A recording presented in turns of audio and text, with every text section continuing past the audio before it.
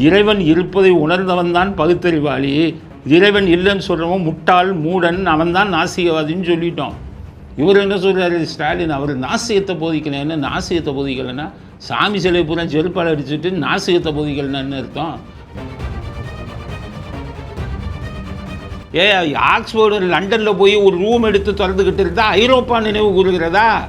வைரமுத்து உங்களுக்கு தாங்க வெக்கமா இல்லையே? அப்படியெல்லாம் பாட்டாக எழுதுறீங்க. அவர் சாக்ரடிஸா?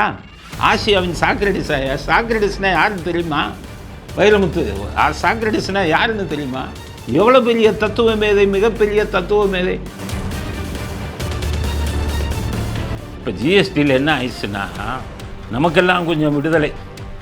ஆனால் ஸ்டேட் கவர்மெண்ட்டு, மாநில அரசாங்கம் பூரா ஸ்டாலின் மாதிரி ஆளுதான் மாட்டிக்கிட்டாங்க. ஜிஎஸ்டியை குறைச்சதுனால மாநிலங்களுக்கு ஏற்கனவே கிடைச்ச வருமானத்தில் 6000 கோடி இடிக்குது, குறையுது.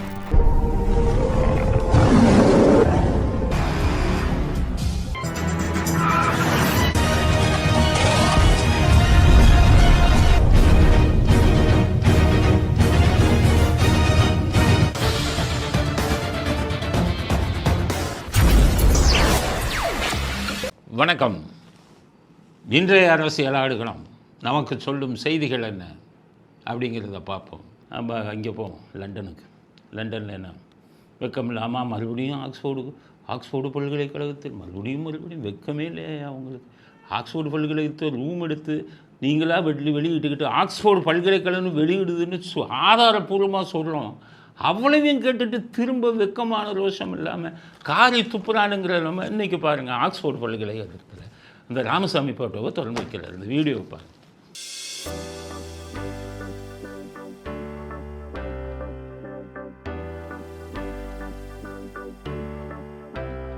பெரிய இன்னமும் ஆக்ஸ்போர்ட் பல்கலைக்கழகமே திறந்து வச்ச மாதிரி ஒரு வீடியோ. அவர் படத்தை திறந்து வைக்கிறார். திறந்து வச்சுட்டு என்ன சொல்கிறாருன்னா, நம்ம ராமசாமிக்கு பிடிச்ச வார்த்தை சுயமரியாதையாம். மற்ற ஆள்கிட்ட எப்படி மரியாதையாக பேசுகிறதுன்னு அந்த ஆளுக்கு தெரியாது. எல்லாத்தையும் வெங்காயம், போடா வெங்காயம், வாடா வெங்காயம்னு சொல்கிற ஆள். அவருக்கு பிடித்த வார்த்தை சுயமரியாதையாம். அவர் தன்னைத்தானே கூட மரியாதையை மதிக்க தெரியாத ஒரு மனிதர். எல்லாத்தையும் வெங்காயம், இது செந்தமிழ்நாடும் போதுன்னே வெங்காயம் பாயுது காதில்னேன்னு ஒருத்தன் எழுதி வச்சான்னு பாரதியார் சொன்னாலும் தங்கத்தட்டில் வைக்கப்பட்ட மலம்னாரு ஈவேராவை. மரியாதையாக பேசவே தெரியாது. எல்லாத்தையும் பார்த்தா கேட்குற கேள்விடே நீ என்ன ஜாதிடா, அதுதான் அவர் கேட்குற கேள்வி. மரியாதையாக பேச தெரியாத ஒரு மனிதருக்கு ரொம்பவும் பிடித்த வார்த்தையாக சுயமரியாதை. யாரை மரியாதையை பேசியிருக்காரு? வெங்காயங்கிறத தவிர. அதனால் சுயமரியாதையாக அவருக்கு ரொம்ப பிடித்த வார்த்தையாக ஸ்டாலின் ரீல் சுற்றுறாரு. அடுத்து ஸ்டாலின் என்ன சொல்கிறார் அவரை பற்றி? பெரியார் நாசிகத்தை போதிக்கலையாம், பகுத்தறிவை போதிச்சாராம். நாங்கள் சொல்கிறதே நீங்கள் அறிவு கட்டாலியா, உங்களெல்லாம் பகுத்தறிவாதின்னு சொல்லாதீங்க. இறைவன் இருப்பதை உணர்ந்தவன் தான் பகுத்தறிவாளி, இறைவன் இல்லைன்னு சொல்கிறவன் முட்டாள் மூடன், அவன் தான் நாசிகவாதின்னு சொல்லிட்டோம். இவர் என்ன சொல்கிறாரு ஸ்டாலின், அவர் நாசிகத்தை போதிக்கலைன்னு. நாசிகத்தை போதிக்கலைன்னா சாமி சிலை பூரா செருப்பால் அடிச்சுட்டு நாசிகத்தை போதிக்கலைன்னு அர்த்தம். சொந்த மனைவி நாகமாலையே கோயிலுக்கு போகாதுன்னு 2 வாலிபர்கள் விட்டு கிண்டல் பண்ணால் போய்கிட்டு நாசிகத்தை போதிக்கலைன்னா என்ன அர்த்தம்? பாட்டு படிச்சிங்களா? ராமசாமி புத்தகத்தெல்லாம் படிச்சிங்களா ஸ்டாலின்? அதனால் இன்னும் அவர் படத்தை திறந்து வச்சுட்டு பேசுகிறதுக்கு ஒன்றும் இல்லைண்ணா. இவர் இப்படி பண்ணுறாருன்னா, இந்த வைரமுத்து, இந்த பெசன்ட் நகர் வைரமுத்து, பெசன்ட் நகரில் அந்த 2 கிரவுண்டு வாங்கின வைரமுத்து ஈவேராவை பற்றி கவிதை எழுதுகிறார். என்ன எழுதுகிறார்? ஆக்ஸ்போர்டு பல்கலைக்கழகத்தில் அவர் ஃபோட்டோ வந்துருச்சான். பாவிங்க, மண்டேல மூளை இருக்கா இல்லையா அவங்க எல்லாருக்குமே? ஆக்ஸ்போர்டு பல்கலைக்கழகத்தில் ஒரு ரூமை எடுத்து அதை வாடகைக்கு எடுத்து ஸ்டாலின் அங்கே வந்திருக்காருன்னு படத்தை திறக்கிறாயான்னா, ஆக்ஸ்போர்டு பல்கலைக்கழகமே திறக்குதுன்னா என்ன நீங்களாம் முட்டாள்களா? படித்த முட்டாள்களா? இல்லை விவரம் தெரிஞ்சு முட்டாள் மாதிரி நடிக்கிறீங்களா? எவ்வளவு சொல்கிறோம் நாங்கள். போய் வைரமுத்துக்கு கேட்குறேன், ஃபோன் அடிங்க ஆக்ஸ்போர்டு பல்கலைக்கழகத்துக்கு. அந்த ஈவேரா படை ஆக்ஸ்போர்டு பல்கலைக்கழகம் ஏற்பாடு பண்ணின விழாவா, இல்லை இவங்க வாடகைக்கு எடுத்து ஸ்டாலினை வச்சு படத்தை திறக்கிறாங்களான்னு கேளுங்க. கவிதை எழுதுறதுக்கு இதெல்லாம் ஒரு இதுவா, நேரமா? சரி, நான் வைரமுத்து என்னென்ன கவிதை எழுதி கூத்தரிச்சிருக்காரு நான் அதை பார்ப்போம். வைரமுத்து கவிதை எழுதியிருக்காரு. அந்த ஆளுக்கு எதுக்கு கவிதை எழுதுறதுன்னே தெரியல. ஏன்னா இப்போ சினிமாவில் எவனும் கூப்பிட்றதில்ல. சும்மா வீட்டில் உட்காந்துருக்காரு. வீட்டில் யாருமே இல்லை, எல்லாம் விரட்டி விட்டாங்க. அதனால் உட்காந்துக்கிட்டு கவிதை எழுதுறது என்னடான்னு தெரியாமல் எவன்டா ஏதாச்சும் பண்ணுவான்னு எழுதுறேன்ட்டு எழுதியிருக்கேன். அதில் என்ன சொல்கிறாருன்னா, ஸ்டாலின் அங்கே ஆக்ஸ்போர்டில் ஒரு ரூம் எடுத்து நம்ம ராமசாமி படத்தை திறந்து வைத்ததன் மூலம் ராமசாமியின் பேரன் என்பதை ஸ்டாலின் நிரூபித்து விட்டாருங்கிறார். முறைகட்டால் முறை தெரியாத ஆள்.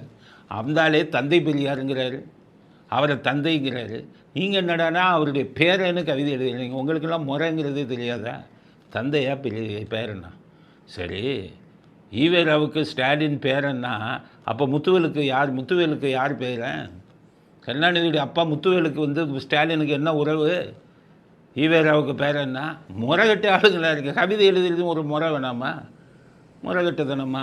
அவருடைய பேரன் என்பதை நிரூபித்து விட்டார் அப்படின்னு ஒரு வரி. அதில் அடுத்த வரி இன்னும் கேவலமான வரி. அடுத்தது இன்னும் கேவலமான வார்த்தை. ஆசியாவின் சாக்ரடிஸான் யார்? நம்ம ராமசாமியார். வைரமுத்து இருக்கிறார். ஆசியாவின் சாக்ரடிஸை ஐரோப்பா நினைவு கூறுகிறதான். இந்த தமிழ் உங்கள்கிட்ட படுற பாடு மாதிரி வைரமுத்துட்ட ஆக்ஸ்போர்டு லண்டனில் போய் ஒரு ரூம் எடுத்து திறந்துக்கிட்டு இருந்தால் ஐரோப்பா நினைவு கூறுகிறதா? வைரமுத்து உங்களுக்கு தாங்க வெக்கமா இல்லையே? அப்படியெல்லாம் பாட்டாக எழுதுறீங்க.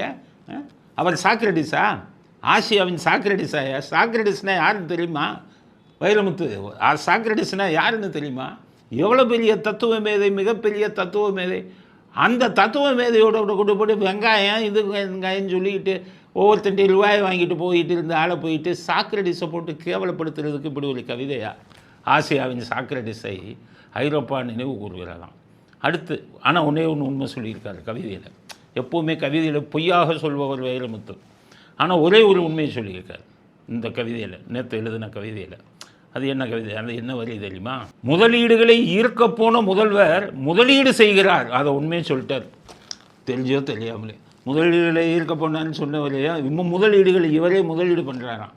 அதாவது இங்கே லஞ்சம் பணம் வாங்கினதெல்லாம் அங்கே கொண்டு போய் நோபல் ஸ்டீல் அப்படி இப்படின்னு எல்லாம் கம்பெனி ஆரம்பித்து முதலீடு பண்ணுறாருல்ல, அதை தெரிஞ்சோ தெரியாமலையோ கவிதையில் சொல்லிட்டார். முதலீடுகளை ஈர்க்க போனவர் அங்கேயே முதலீடு செய்கிறார் அப்படின்னு எழுதிட்டார். அது எப்படி தான் ஸ்டாலின் பொறுத்துக்கிட்டு இருக்காருன்னு தெரியல. கேளுங்க ஸ்டாலின், நீங்கள் முதலீடுகளை ஈர்க்க போனேன்னு சொல்லிவிட்டு இங்கே ஜனங்க கணக்கில் எழுதிட்டு போனீங்க. ஆனால் முதலீடுகளை போட போனீங்கன்னு கவிதை எழுதுகிறாரு. இது உங்களையே தாக்குறது. சமீப காலமாக உங்கள் ஆளுங்க உங்களையே தாக்குறாங்க. நேற்று உங்கள் திமுகவில் வீடியோ போட்டவன் யாருன்னு கண்டுபிடிங்க. ஏன்னு கேட்டிங்கன்னா, அந்த செய்தி வாசிக்கிற பொம்பளைலாம் அந்த சீனில் வரணுமா? உங்களுக்கு செய்தி வாசிப்பாளருக்கும் உங்களுக்கும் இது இருக்குங்கிறத காமிக்கிறதுக்காகவே அந்த அண்ணா பேசுகிறத போட்டு செய்தி வாசிப்பாளர் முகத்தை அப்படியே க்ளோஸ்அப்பில் காமிக்கிறாங்க. அதுவும் உங்கள் முகத்தை வந்து நீங்கள் மகிழ்ச்சி அடைகிற மாதிரி உங்களுக்கே குழி தோன்றான் திமுகவில் வீடியோ போடுறோம். அது மாதிரி வைரமுத்து உங்களுக்கே குழி தோண்ட போகிறார். நீங்கள் முதலீடுகளை ஈர்க்க போனீங்கன்னீங்க, அவர் முதலீடுகளை ஈர்க்க போனவர் முதலீடு செய்கிறாருன்றார். இவங்கெல்லாம் கூட இருந்தே குழி பிடிக்கிறாங்க. அதை ஸ்டாலின் புரிஞ்சுக்கோங்க. வைரமுத்து கவிதை நமக்கு உணர்த்துவது அதுதான். அடுத்து இன்னொருத்தர் ஜாழ்ரா மன்னன் சத்யராஜ், அவர் வாழ்த்து சொல்கிறார். தமிழ்நாடு போராடும், தமிழ்நாடு வெல்லும் என்ற முழக்கத்தோடு ஓய்வறியா சூரியனாக செயல்பட்டு கொண்டிருக்கும் நமது தமிழ்நாடு முதலமைச்சர் தளபதி மு.க. ஸ்டாலின் அவர்கள் உலக புகழ்பெற்ற ஆக்ஸ்போர்ட் யூனிவர்சிட்டியில் பகுத்தறிவு பகலவன் தந்தை பெரியாரின் படத்தை திறந்து வைக்க உள்ளார். அதில் பெரியாரின் தொண்டனாக நான் மகிழ்ச்சியும் பெருமையும் அடைகிறேன். முதல்வருக்கு என்னுடைய மனமார்ந்த வாழ்த்துக்களை தெரிவித்துக் கொள்கிறேன். இது வந்து இதுக்கு ஈவேரா இதை திறந்து வச்சுட்டாராம். நான் ஈவேராவின் தொண்டன் அப்படிங்கிறார். ஈவேராவின் ரசிகன். எம்ஜிஆர் இருக்கும்போது எம்ஜிஆரின் ரசிகன். எம்ஜிஆர்கிட்ட கட்டா கேட்டுட்டு வந்து சுற்றுறதுக்கு வந்துட்டு புரட்சி தலைவர்னது. எம்ஜிஆர் தங்கச்சி கல்யாணத்துக்கு போட்ட வைர நெக்லஸ் எல்லாம் வெளியே நம்ம நாளுக்கு சொல்லாமல் எம்ஜிஆர் செத்தவுடனே ஈவேரான்னுட்டு பொண்ணை கொண்டு போய் இதில் திமுகவில் சேர்த்து விட்டு பையனை பாஜகவில் சேர்த்து விட்டுட்டு வேதாந்தம் பேசுகிறவருக்கு சத்யராஜ் வேற வாழ்த்து சொல்கிறாரு. கேவலம் அப்பா. ஆனால் ஈவேராவுக்கு வாழ்த்து சொல்ல நீங்கள்லாம் தகுதியானவர்கள். நீங்கள் மற்றவங்களுக்கு தான் சொல்லிடக்கூடாது. ராமசாமிக்கு நீங்கள் சொல்கிறதுல தப்பு இல்லை. ஆக ஈவேரா படத்தை திறந்து வைக்கிறேன்னு இவ்வளோ கூத்தம் பண்ணிக்கிட்டு இருக்காங்க அங்கே. இது இந்த சன் நியூஸ், வெக்கமில்லாத சன் நியூஸ் இருக்கானே, இவன் தான் இதெல்லாம் போட்டு ஊர் மக்களை ஏமாற்றிக்கிட்டு இருக்கான். சொன்ன எவனும் சன்னு பார்க்காதீங்க. அவன் வந்து ஒரு அரசியல் கட்சியின் பினாமி, அரசியல் கட்சியின் ஏஜென்ட்டு. உடம்புல நல்ல ரத்தம் ஓடுறவன் அதிமுககாரன், பாஜககாரன், மற்ற கட்சிக்காரங்க, திமுகவுக்கு எதிரான எந்த கட்சிக்காரனும் பார்க்காதீங்க. அதனால் அவன் தான் இதெல்லாம் போட்டு ஈவேரான்னு இன்றைக்கி வந்து ஊரை குழப்பிக்கிட்டு இருக்கான் அப்படிங்கிறது இன்றைக்கி ஈவேரா படத்தை திறந்து வச்சதில் உள்ள செய்தி. அடுத்தது லண்டனுக்கு போனார்ல நம்ம ஸ்டாலின், அங்கே ஒரு கூத்து பண்ணியிருக்கார். ஜியு போப் அப்படிங்கிறது அவருடைய சமாதி.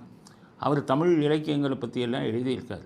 அங்கே சொல்லிட்டாங்க யாரும், ஜியு போப் சார் உலக புகழ்பெற்ற அவர், இதெல்லாம் எழுதியிருக்காரு தமிழ் இலக்கியத்தை பற்றியெல்லாம், அவர் சமாதி இருக்குது சார், அதை பார்க்க போகிறோம் அப்படின்ட்டு. சரி அப்புறம் சரி அப்போ போகிறார். போகும்போது அப்படியே யோசிச்சுட்டு போகிறார், நம்ம அப்பா சமாதியை தாஜ்மஹால் மாதிரி கட்டி வச்சுட்டோம். இவர் ஜியு போப் பெரிய ஆள், உலக புகழ் பெற்றவர், கிறிஸ்தவர்கள் மதிக்கக்கூடியவர். அப்போ அவர் சமாதி எப்படி இருக்கும்? இது மாதிரி இருக்குமா? தாஜ்மஹால் மாதிரி இல்லை அதோட பெருசாக இருக்குமான்னு காரில் அப்படியே நினச்சிக்கிட்டே போகிறார். அப்படியே கேமரா எடுக்கும்போது அங்கேருந்து கையை காமிக்கிறார். என் ஒய்ஃபை மட்டும் எடுக்காத அப்படின்னு ஒரு சொல்கிறார். ஒய்ஃபு கூட வந்தது யாருக்கும் தெரியக்கூடாது அப்படின்னு இருக்காங்க. சரின்னு ஒய்ஃபை விட்டுட்டு அப்படியே காரில் எடுத்துக்கிட்டே இருக்காங்க. அப்புறம் அங்கே போய் இறங்குறாரு. ஒரு சின்ன பூங்கா மாதிரி இருக்குது. எங்கேயா சமாதின்னாங்க அப்படின்னு கேட்டார். இதுதான் சார் சமாதிங்கிறாங்க. என்னையா பூங்காவை விட சின்னதாக இருக்குது, வேறு என்ன உங்கள் அப்பா சமாதி மாதிரியா ஊராம்பணத்தில் கட்டுவாங்க? இங்கே உள்ளே போகிறாரு, ஒரே ஒரு சின்ன இடம். அதுக்கு வந்து 1 லட்சம் ரூபா கூட செலவு பண்ணியிருக்க மாட்டாங்க. இவர் அண்ணன் நமக்கு தான் 250 கோடி ஊராங்காசில் அப்பாவுக்கு கட்டி வச்சாரு. இப்போ பாருங்கள், அந்த இப்போ யூபி போப்புடைய சமாதியை பாருங்கள் வீடியோவை. அப்படியே கருணாநிதி சமாதியும் பாருங்கள். வெளிநாட்டுக்கு நமக்கு எவ்வளோ வித்தியாசம். வெளிநாட்டில் இந்த மாதிரி ஒரு போப்புக்கே சமாதி கட்ட முடியாது, வெட்டி போடுவான், தூக்கில் தொங்க விட்டுருவான். தமிழ்நாட்டில் கட்டலாம் ஊராம்பணத்தில், நம்ம வரி பணத்தில் அப்பா தகுதி இல்லாத அப்பாவுக்கு இப்படி ஒரு 250 கோடியில் சமாதி கட்டலாம். இதை பார்த்து அவருக்கு புத்தி வந்ததான்னு தெரியல. அதனால் இந்த சமாதியை பார்த்ததுக்கப்புறமாச்சும் அவர் திருந்துவாருன்னு நினச்சா, அவர் நிச்சயம் திருந்த மாட்டார். வந்ததுக்கப்புறம் பாருங்கள், இன்னொரு 50 கோடி கட்டி அதை புதுப்பிப்பார். ஆக வெளிநாட்டுக்கும் நமக்கும் உள்ள வித்தியாசத்தை பாருங்கள். தகுதி படைத்தவர்களுக்கு கூட அங்கே ஒரு சில லட்சம் சமாதிக்கு செலவு பண்ண மாட்டேங்கிறான். அதை போய் கணக்கெடுங்க. போப்புனுடைய குடும்ப உறுப்பினர்கள் பணத்தை கொடுத்துருப்பாங்க. நம்ம நாடு மாதிரியா நம்ம பணத்தை வைத்து ஒரு தகுதி இல்லாத மனிதருக்கு இவ்வளவு பெரிய சமாதி? மக்கள் வரி பணத்தில் இருந்து தகுதி உள்ளவர்கள், சாதனை படைத்தவர்கள், உலக புகழ் பெற்றவர்களுக்கு வெளிநாட்டிலே 1 லட்சம் கூட செலவில்லாமல் சாதாரண சமாதி. இதுதான் நாம் கற்றுக்கொள்ள வேண்டிய பாடம். நம்ம அரசியல்வாதி எப்படி இருக்கான், வெளிநாடுகளில் எப்படி இருக்கிறார்கள் என்பதை சமாதியை பார்த்து தெரிந்து கொள்ளுங்கள் அப்படிங்கிறது அடுத்த கட்ட செய்தி. அடுத்தது இன்றைக்கி ஆசிரியர் தினம்னு சொல்லியிருக்காங்க. ஆசிரியர் தினம்னா எல்லாருக்கும் தெரியும். சர்வபள்ளி ராதாகிருஷ்ணன் தமிழ்நாட்டைச் சேர்ந்தவர். அவர் துணை ஜனாதிபதியாகி ஜனாதிபதியெல்லாம் இருந்தார். அதனால் அவருக்கு வந்து அவர் பிறந்த நாள் ஆசிரியர் தினம் அப்படின்னு எல்லோரும் கொண்டாடுவாங்க. நாம் ஆசிரியர் தினத்துக்கு மட்டும் வாழ்த்து சொல்லலை. ஏன் சொல்லலைன்னா அதில் ஒரு சில சிக்கல்லாம் இருக்குது. நம்ம நாட்டு சரித்திரத்தில் மறைக்கப்பட்ட விஷயங்கள் அதுலேயும் வருது. சர்வபள்ளி ராதாகிருஷ்ணன் நல்ல மனுஷன், ஆனால் நேருவோட சேர்ந்துட்டாரே, எப்படி நல்ல மனுஷனாக இருக்க முடியும்? சர்வபள்ளி ராதாகிருஷ்ணன் சுதந்திரம் அடையாததுக்கு முன்னாடி அது ரஷ்யாவில் செய்தாக இருந்தார். அம்பாசடராக போட்டார் நேரு, ரஷ்யாவில் அம்பாசடர். அவர் சுதந்திரம் நெருங்கும் போதெல்லாம் இவங்க சொல்கிற ஆளுங்களை போடுவாங்க. ஒரு சுதந்திரம், அந்த சுதந்திரம் அடைஞ்ச புதுசில் அடைந்த உடனே இவருக்கு வந்து இது போட்டார், ரஷ்யன் அம்பாசடர். ரஷ்யன் அம்பாசடராக போனவர் அங்கே போகும்போது அங்கே சொல்லிவிட்டாங்க, சார் உங்கள் நாட்டுக்காரர் ஒருத்தர் ஜெயிலில் இருக்காருன்னு அங்கே இருக்கிறவன் சொல்லிட்டான். யாருப்பான்னு கேட்டார். யாரோ நேதாஜி சுபாஷ் சந்திர போஸான், அவர் நம்ம ரஷ்யா ஜெயிலுக்குள்ளே இருக்காருன்னு சர்வபள்ளி ராதாகிருஷ்ணன்ட்ட சொன்னான். உடனே அவர் துடிச்சு போயிட்டார். ஏன்னா உண்மையிலேயே மனசாட்சியில் இந்த முதல்ல இருந்தது அவர் உடனே அவர் என்ன பண்ணியிருக்காரு, அவரை நான் பார்க்கணுன்னு போயிருக்காரு. இது அந்த புஸ்தகங்களில் வந்தது, நான் சொல்கிறது இல்லை. இது புஸ்தகங்களையும் கோஸ்லே கமிஷன்லேயும் பதிவான வாக்குமூலம், சாட்சிகள் வந்து வாக்குமூலம் பதிவு பண்ணாங்க கோஸ்லே கமிஷனில். அதில் வந்த விஷயம் அதெல்லாம். அப்போ சர்வபள்ளி ராதாகிருஷ்ணன் போகிறாரு ரஷ்யாவுக்கு. ரஷ்யன் இதில் போயிட்டு யாரோ நேதாஜின்னு சொன்னாங்களே அவரை பார்க்கணுங்கிறாங்க. போன உடனே நேதாஜியை கண்ணால் பார்க்கிறார். வாக்குமூலம் இருக்குதுக்கு கோஸ்லே கமிஷன். கண்ணால் பார்த்த உடனே துடிச்சு போயிட்டார். ஏன்னா நல்ல மனுஷன். நேதாஜி அவர்களே இங்கே ஏன் இருக்கீங்கும்போது என்னை சிறைப்பிடிச்சிருக்காங்க, அப்படின்ட்டு கடைசி ஒரு வார்த்தை சொல்கிறாரு இவர்கிட்ட, நான் சிறையில் இருக்கேங்கிறத நேருகிட்ட சொல்லுங்கள். சிறை பிடிச்சி வச்சதே நேரு தான், அவருக்கு எங்கே தெரியும் ஜெயிலுக்குள்ளே இருக்காரு. சிறை பிடிக்க அவர் வச்சதே வந்து கிளமண்ட் அட்லிக்கு லெட்டர் எழுதி உங்களுக்கு மன்சூரிங்கிற இடத்துல ஒளிஞ்சிருக்காரு நேதாஜி, அவரை உடனே கைது செய்யுங்கன்னு லெட்டரு ஷியாம்லால் ஜெயினுங்கிற அவர் பிஏ மூலமாக எழுதுனதே நேரு தான். இதுவும் கோஸ்லே கமிஷனில் வாக்கு மூலமாக பதிவாயிருக்கு. ஆனால் பாவம் நேதாஜி ஜெயிலில் இருந்தவருக்கு நேருவை இப்போ சொல்லி நேருவை வந்து என்னுடைய விடுதலைக்கு ஏற்பாடு செய்ய சொல்லுங்கள், இப்போ தான் சுதந்திரம் அடைஞ்சிருச்சுல்ல, நான் சிறையில் இருக்கிறேன் பதிவாயிருக்கு. உடனே துடித்து போய் விட்டார் யார், சர்வபள்ளி ராதாகிருஷ்ணன். ஓடோடி போய் நேருட்ட சொல்கிறாரு, அமைதியாக இரு, துணை ஜனாதிபதி பதவி. அப்புறம் வாய்வை திறக்கலையே அவர். அப்போ நல்ல மனுஷன்தான். பதவி கிடைச்ச உடனே நேருவுக்கு போனோம். நிறைய பேர் சொல்லுவீங்க, என்ன சார் ஆசிரியர் தானே சர்வபள்ளி ராதாகிருஷ்ணன் சார், அவரை பற்றி இப்படி சொல்கிறீங்களேன்னா நானாக சொல்கிறேன். கோஸ்லே கமிஷனில் நம்மவங்க கொடுத்த வாக்குமூலம் சொல்லுது, போய் பாருங்கள். இதனால தான் யோகி உத்தரப்பிரதேச ஒரு முதலமைச்சர் சொல்லியிருக்காரு சமீபத்தில், இந்தியாவின் சரித்திரம் மாற்றி எழுதப்பட வேண்டும். அதுக்கு அர்த்தம் இதுதான். நல்லவன் யார் கெட்டவன் யார் முதல்ல குத்தினாலே இதுதான். அதனால் நல்ல மனிதராக இருந்தாலும் சர்வபள்ளி ராதாகிருஷ்ணன் நேருவுடன் சேர்ந்து உண்மையை மறைத்து உண்மையை வெளியில் பேசாதே என்று பதவி கொடுக்கும்போது அதை வாங்கிவிட்டு துரோகம் செய்து விட்டாரோ என்ற சந்தேகம் எங்களுக்கு கோஸ்லே கமிஷன் அறிக்கைகளை படிக்கும்போது ஏற்படுகிறது. அதனால் தான் அவர் ஆசிரியர் பிறந்தநாள் ஆசிரியர் தினத்திற்கு நாங்கள் அவருக்கு வாழ்த்து தெரிவிப்பதில்லை. இல்லைன்னா அவர் நல்ல மனிதர் தான். ஆனால் சேராத இடந்தனில் சேர்ந்து கெட்டுப்போனவரில் அவரும் ஒருத்தர் அப்படிங்கிறது எங்களுடைய கருத்து. இது என்னுடைய கருத்து.